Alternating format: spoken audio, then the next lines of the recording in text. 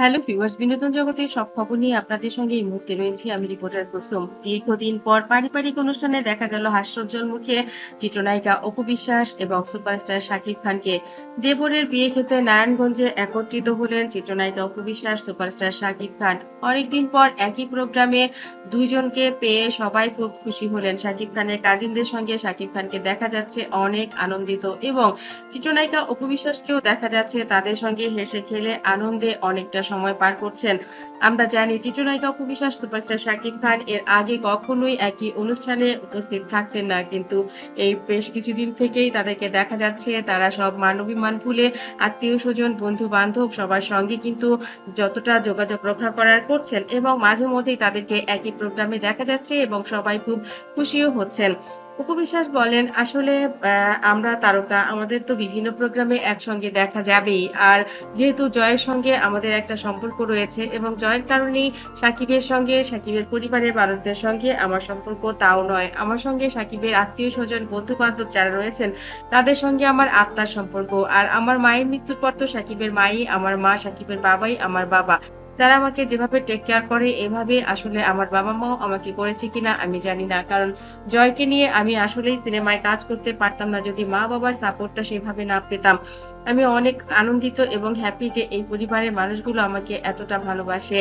শাকিব খানের ননদ, দেবরের বউ সবাই ওকে অনেক এতটা ভালোবাসে, এতটা সাপোর্ট করে। এজন্য শাকিব খান নিজেও আসলে এখন বুঝতেই পারছেন না যে আসলে তার জীবনে এত বড় সর্বনাশটা কি করে ঘটে গিয়েছিল।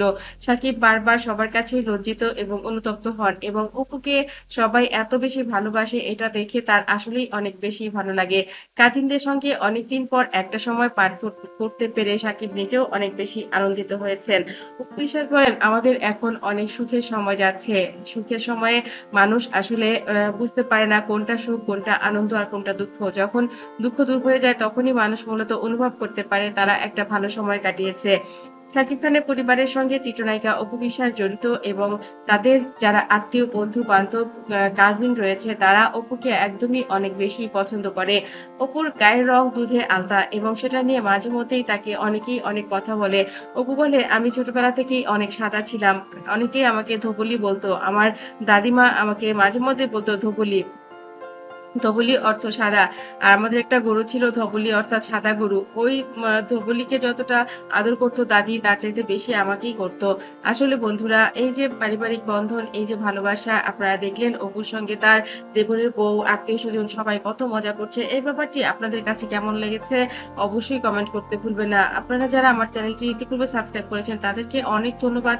যারা এখনো করেননি, সব খবর সবার আগে পেতে সাবস্ক্রাইব করে বেল আইকনে ক্লিক করলে আপনাদের কাছে পৌঁছে যাবে বিনোদন জগতের সব খবর সবার আগে। ভালো থাকবেন, ভালো রাখবেন প্রিয়জনকে। ধন্যবাদ আবারও।